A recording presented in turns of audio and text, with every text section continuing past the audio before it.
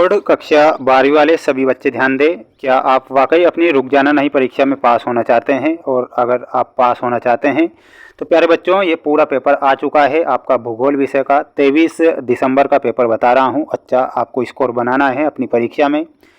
My dear friends, ध्यान से इस क्वेश्चन पेपर को देखना है और अच्छे से इन सभी प्रश्नों को याद करना है। अगर आप याद नहीं कर सकते तो प्यारे विद्यार्थियों, मैं आपको बता देता हूँ, चिट बना कर ले जाना, लेकिन पेपर को पढ़कर जाना है, अच्छे से याद करके जाना है, क्योंकि अगर पास होना है तो पेपर तो देखना ही होगा। माय डियर फ्रेंड्स, आपकी परीक्षा में जो प्रश्न मैं बता रहा हूँ ये आपको परीक्षा में देखने को मिलेंगे, इसलिए ध्यान से पूरा पेपर देखें और अच्छे से इन प्रश्नों का मार लें आप रट्टा। सबसे पहले आप सभी बच्चों को प्रश्न दिए जाएंगे, सही विकल्प चुनकर लिखिए। में मानव भूगोल को सांस्कृतिक भूगोल की संज्ञा किसने दी थी? मानव भूगोल को सांस्कृतिक भूगोल की जो संज्ञा देने वाले थे वो कार्ल सावर थे। तो प्यारे बच्चों, यहाँ पर आपको कार्ल सावर करेक्ट उत्तर के रूप में याद रखना है, जो कि हमारा सही उत्तर हो जाएगा। वहीं अगला प्रश्न आपकी परीक्षा में दिया जाएगा माय डियर फ्रेंड्स, 50 डिग्री उत्तरी अक्षांश जनसंख्या की धुरी को क्या कहते हैं? तो वो कहते हैं यूरोप में। कहाँ पर कहते हैं? यूरोप आपको याद रखना है। माय डियर फ्रेंड्स, एक महत्वपूर्ण बात बता दूं, अगर आप सभी सुनते हैं, अगर आप चैनल पर नए हैं तो आप चैनल को जरूर सब्सक्राइब करके रखिएगा। प्यारे बच्चों, आपका जो रिजल्ट आएगा, रिजल्ट भी मेरे द्वारा इसी चैनल के द्वारा बता दिया जाएगा। और कमेंट बॉक्स में एक बार जय श्री महाकाल का मैसेज जरूर करिएगा, जिससे कि एक मोटिवेशन हमें मिले और हम आप सभी बच्चों के लिए इसी प्रकार मेहनत करते रहें।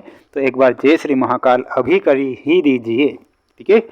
कौन सी एकल कृषि नहीं है? प्यारे बच्चों, एकल कृषि कौन सी नहीं है? तो इसमें आपको लिखना है रोपण जो कृषि होती है वो एकल कृषि नहीं होती है, तो आपको रोपण कृषि लिख कर आना है। वहीं अगला प्रश्न दिया गया है, भारत की सर्वाधिक जनसंख्या बसी है। तो सर्वाधिक जो जनसंख्या है वो मैदानों पर बसी है, तो मैदान सही हो जाएगा। जूट उत्पादन में अग्रणी राज्य कौन सा है? तो जूट के उत्पादन में जो अग्रणी राज्य है वो पश्चिम बंगाल राज्य है, तो आपको पश्चिम बंगाल करेक्ट करके आना है।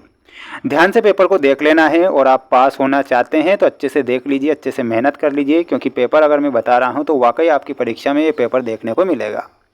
एंथ्रोपोजोग्राफी नामक ग्रंथ सन में प्रकाशित हुआ था, तो उस सन का नाम है 1882 में, ठीक है, 1882। शक्कर उद्योग आधारित उद्योग है, तो शक्कर का जो उद्योग है वो कृषि पर डिपेंड करता है, तो आपको क्या लिखना है? कृषि। प्राचीन नगर का उत्तम उदाहरण बताइए, तो उत्तम उदाहरण क्या हो जाएगा?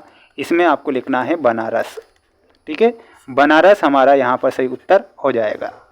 प्राथमिक व्यवसाय में लोगों की संख्या है, तो वो क्या है? प्राथमिक व्यवसाय में अधिक है, तो आप सभी बच्चों को अधिक लिखना है।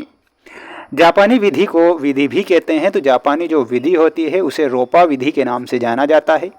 पहला रेडियो कार्यक्रम सन में प्रकाशित होता है 1923 में ये प्रकाशित हुआ था, तो इसमें आपको क्या लिखना है? 1923। स्क्रीनशॉट ले लो अच्छे से। और अभी तक आपने वीडियो को लाइक नहीं किया है तो कर दीजिएगा, और नहीं भी करना चाहते हैं तो कोई बात नहीं, लेकिन आप पेपर जरूर पढ़िएगा, ठीक है। जीवन प्रत्याशा माय डियर फ्रेंड्स, जीवन प्रत्याशा में आपका औसत आयु सही होगा। कृषि में आपको मिलाना है स्थायी जीवन का ये आधार होता है। धार्मिक नगर में प्रयागराज से मिलाना है, और संतुलित वातावरण में 33% वन से मिलाना है। आर्थिक उपलब्धियों में आपको मिलाना रहेगा विकास का आधार, ठीक है। प्रमुख मोटा अनाज में ज्वार से मिलाना है, तो हमारी यहाँ पर ज्वार सही हो जाएगी, ठीक है।